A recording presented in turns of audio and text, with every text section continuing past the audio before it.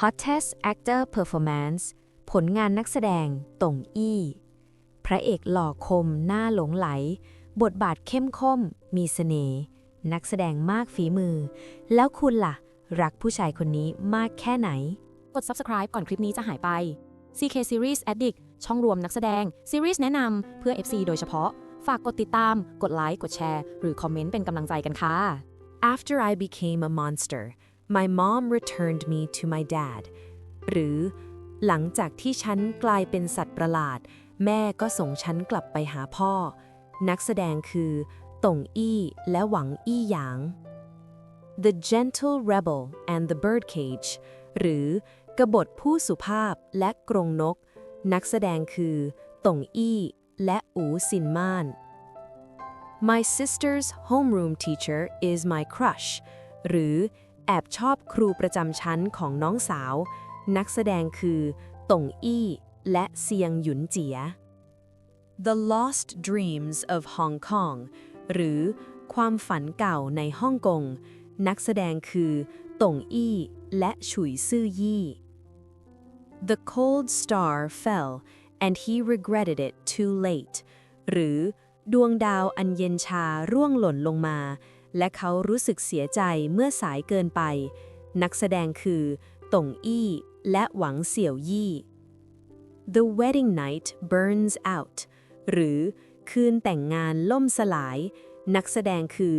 ต่งอี้และเสียฉีหุย Reborn and remarried the 80s lucky wife builds a prosperous family หรือเกิดใหม่และแต่งงานใหม่ภรรยาผู้โชคดีในยุค 80 สร้างครอบครัวที่มั่งคั่งนักแสดงคือต่งอี้และชาอี้เฉิน The contract wife I picked up is not very obedient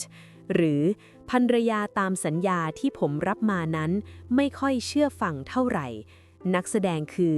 ต่งอี้และเซียงหยุนเจีย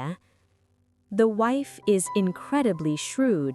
the aloof CEO Fu is crying again หรือ CEO Fu ร้องไห้อีกแล้วนักแสดงคือต่งอี้และซิ่วยูซิ่ว Spring ripples on a rainy night หรือระลอกคลื่นฤดูใบไม้ผลิในคืนฝนตกนักแสดงคือต่งอี้และหวงหยุนหยุน When the geese return หรือเมื่อฝูงห่านกลับมานักแสดงคือต่งอี้และเหยายู่เฉิน When the boundary is crossed หรือเมื่อข้ามเส้นนั้นหัวใจฉันก็เต้นรัวนักแสดงคือต่งอี้และหยางลั่วเฉียน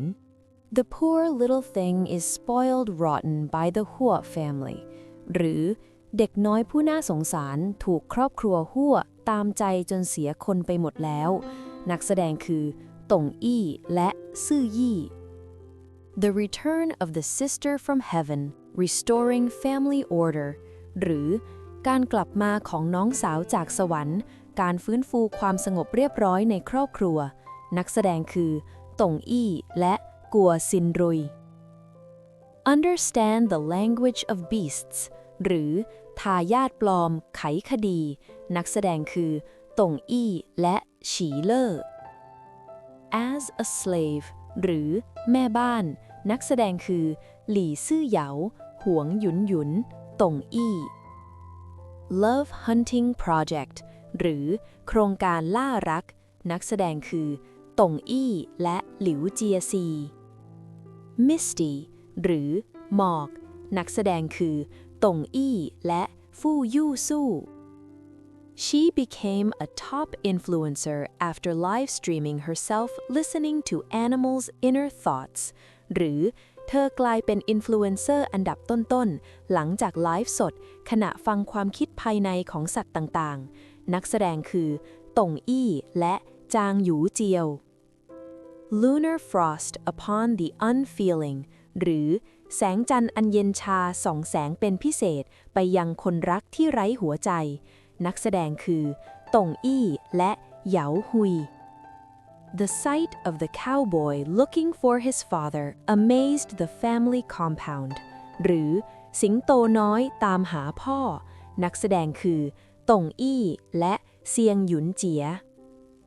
The little cow saves the cannon fodder mother of the era หรือ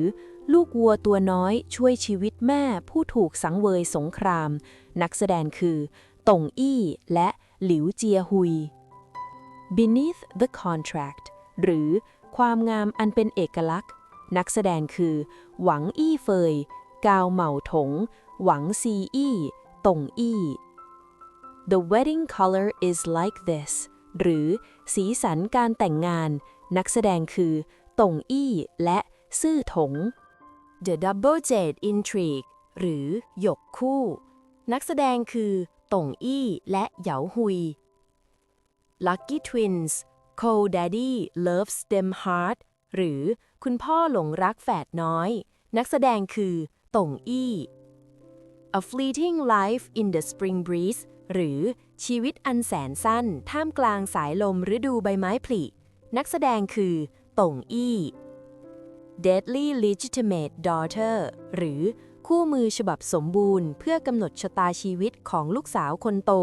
นักแสดงคือตงอี้และหูจื่อเย่ 10 Years of Silence หรือ 10 ปีแห่งความเงียบงัน นักแสดงคือตงอี้และหูหยาง Back in ancient times a fierce wife brought great fortune to her husband หรือภรรยาผู้เด็ดเดี่ยวที่นำพาโชคลาภมาสู่สามี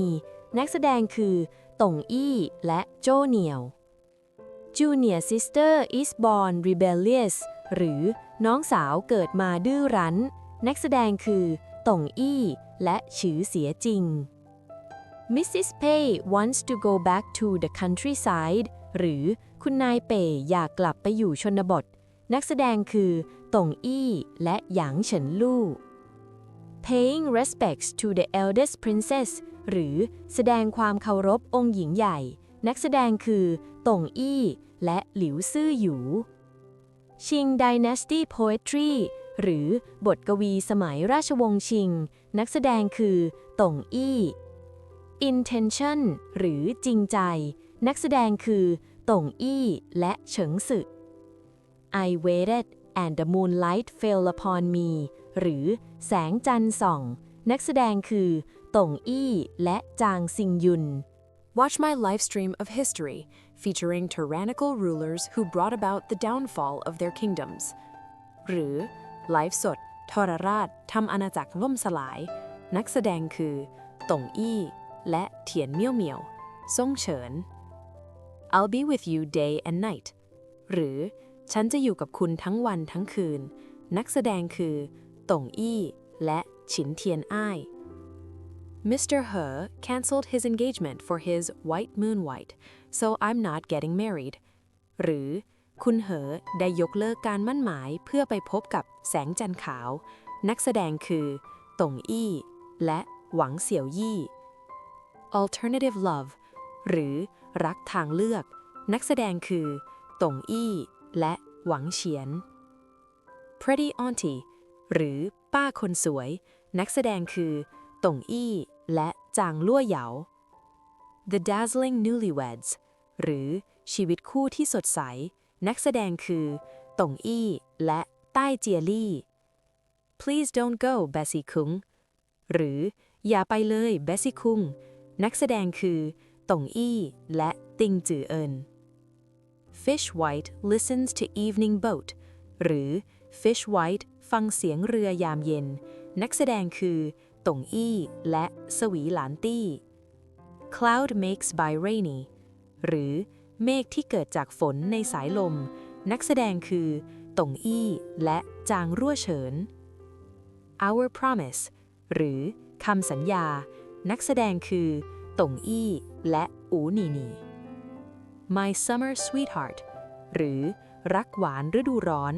นักแสดงคือตงอี้และเฉินรุยเฟิงจงเสี่ยวฉี